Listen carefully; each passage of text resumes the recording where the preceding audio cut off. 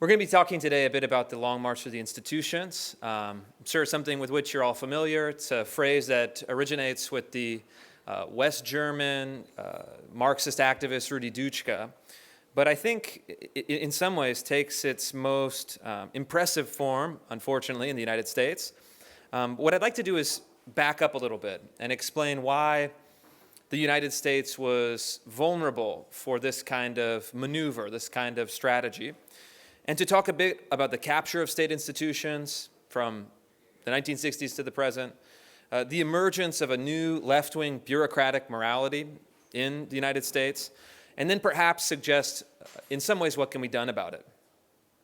I think the key question that provides the foundation for all of this is the United States' long-standing commitment to the separation of church and state.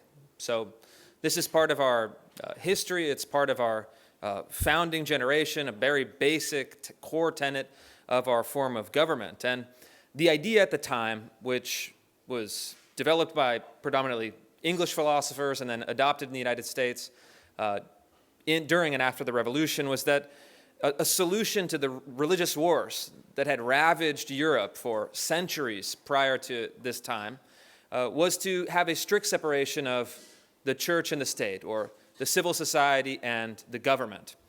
And the idea was that if you could delegate religious questions or theological questions to the private sector, in the United States we had a pluralistic tradition of many different churches, many different religious faiths, and then have the government or the state administer the governing institutions in a more neutral way.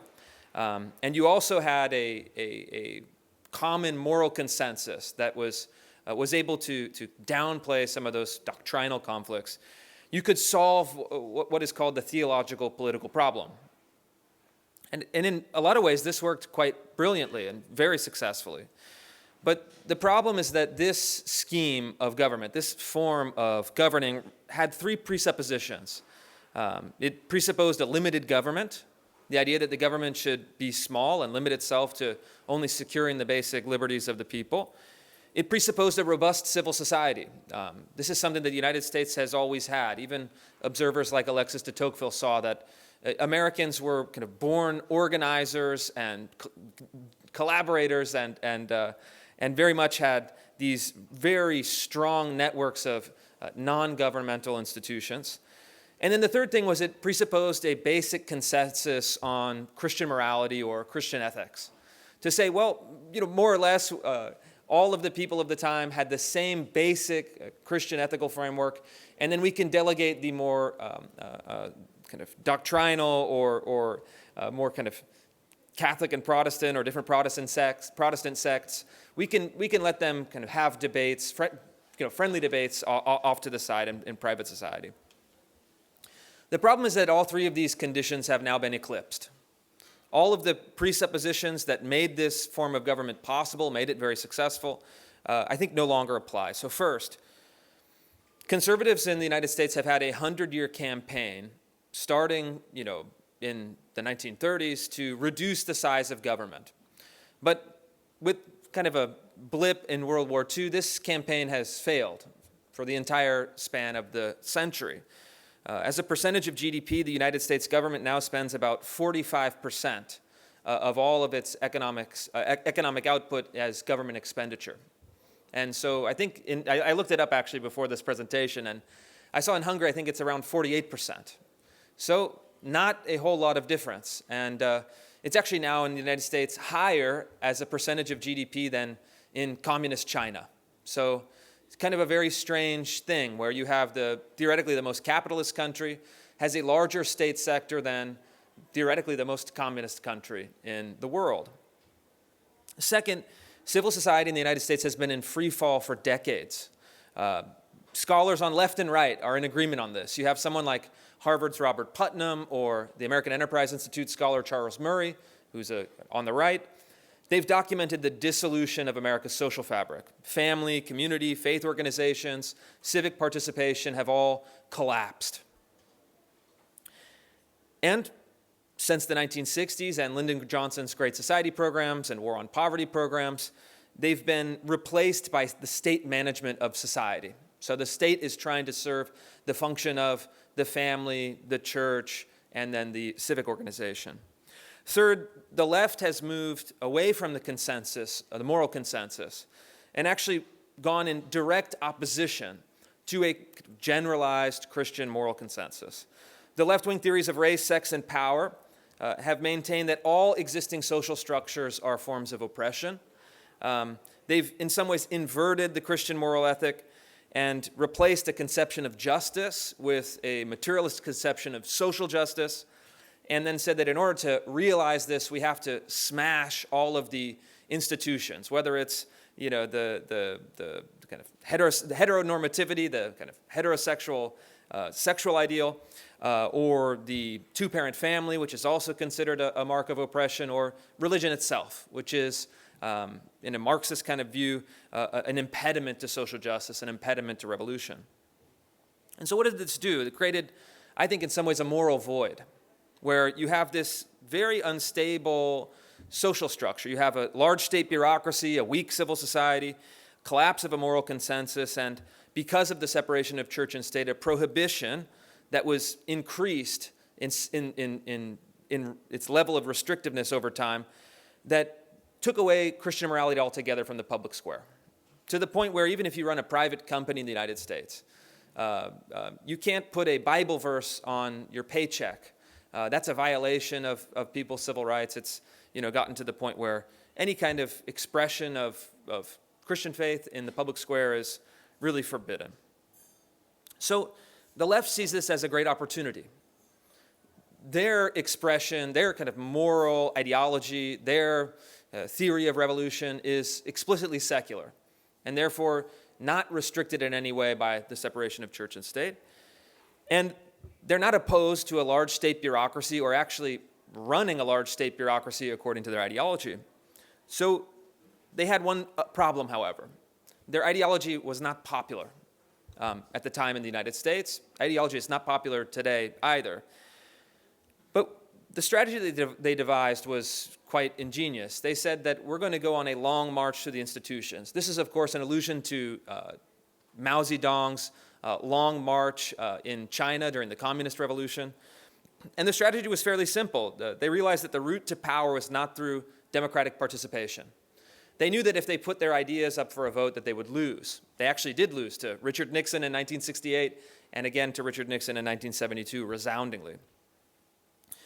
So they said, well, what we want to do is capture the bureaucracy and bring our ideology into state institutions around the democratic process and then push them down in K through 12 education and public universities and in the state bureaucracy. Conservatives, however, were totally unequipped for resisting this. The kind of Reagan conservative line was that government was the problem. We want to reduce the size of government. And it ceded all state activity to the left. It actually kind of naturalized secular leftist ideology as the kind of de facto ideology of the state, and then created a taboo for most conservatives and conservative intellectuals that using the power of the state to achieve conservative ends was forbidden. It was a violation of principle. If you believe that government should be reduced in size, and I agree with this, it's a good idea, we should still do it, but if you have a large government, the question is, well, who runs it? What ideas does it operate on? Which principles will it transmit? And in the case of K through 12 education, what will it teach everyone's children? About 90% of students in the United States attend public schools. And fast forward 50 years, because this is a short presentation, I think the moment that this was revealed to the public was the George Floyd moment. When all of a sudden people in the United States looked around and they saw that left-wing racialist ideology and then left-wing sexual ideology was everywhere. It was in their children's public school system. It was in state universities that had kind of turned their mission away from the production of knowledge and the discovery of the truth towards the perpetuation of this ideology.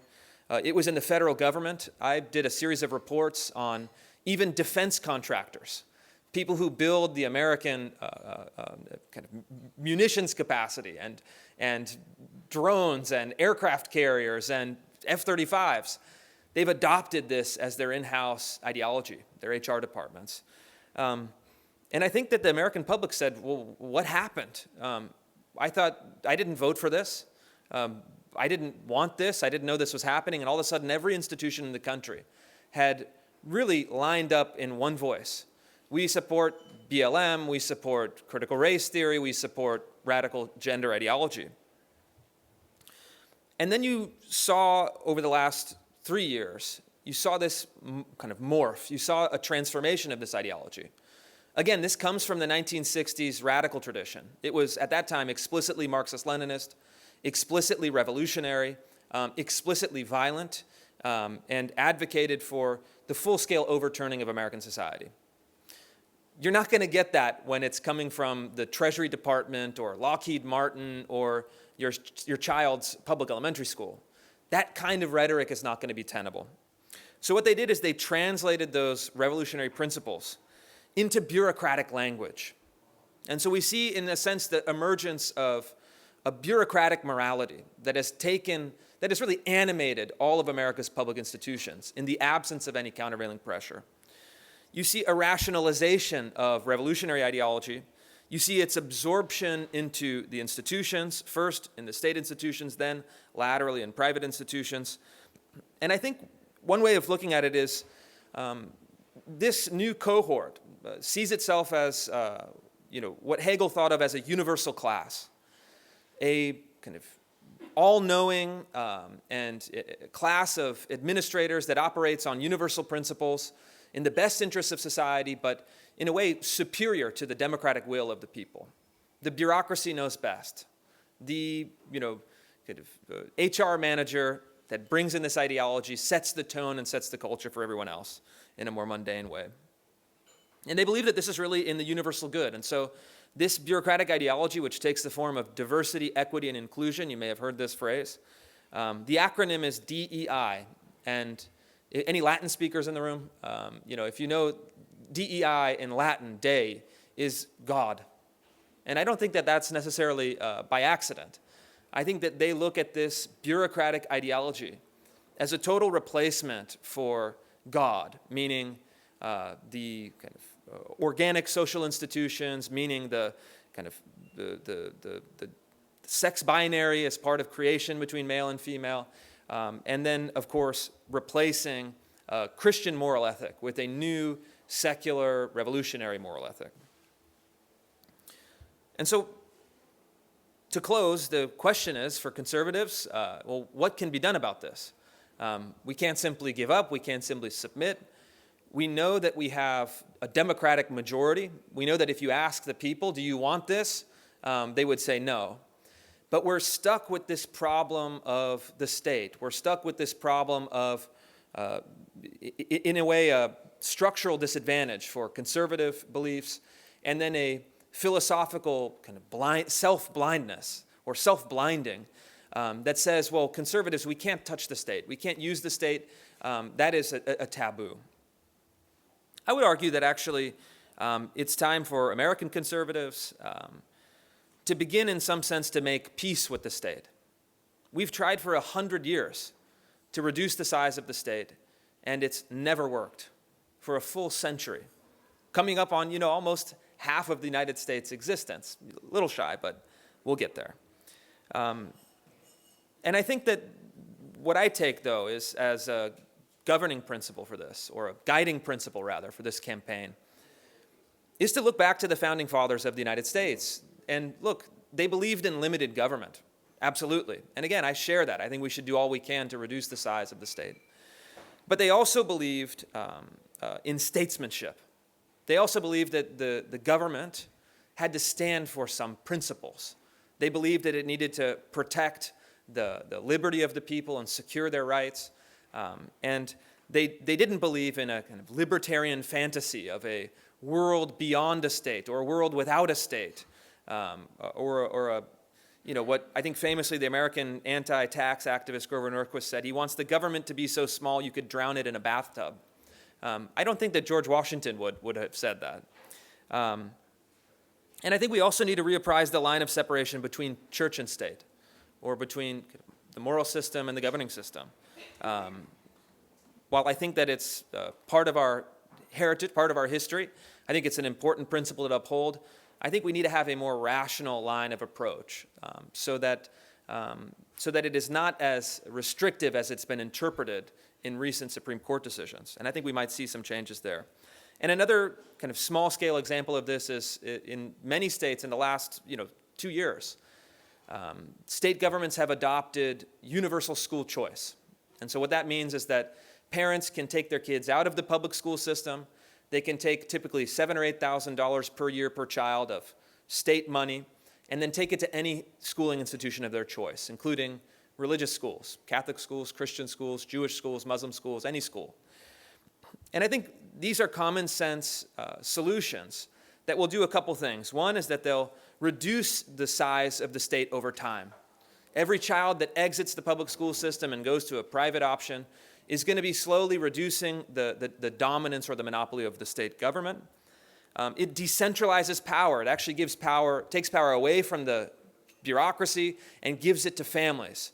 So, for example, they could go to any restaurant they want. They can go to any school they want. They don't have to go to one centralized provider. And then third, it provides the opportunity for a revitalization of religious communities, not mandated by the state, but in some ways enabled by this policy. And so people can have a cohesive community where they send their kids to school, where they worship on their worship day, and also where they participate in their community in social service. So you can actually have a greater pluralism of religious faith. And I think that's really the reason why we had separation of church and state. It was not to eliminate faith from public life, but it was actually to enable a greater pluralism and a flourishing of faith in public life in a way that didn't submit these questions to state mediation or state decision-making.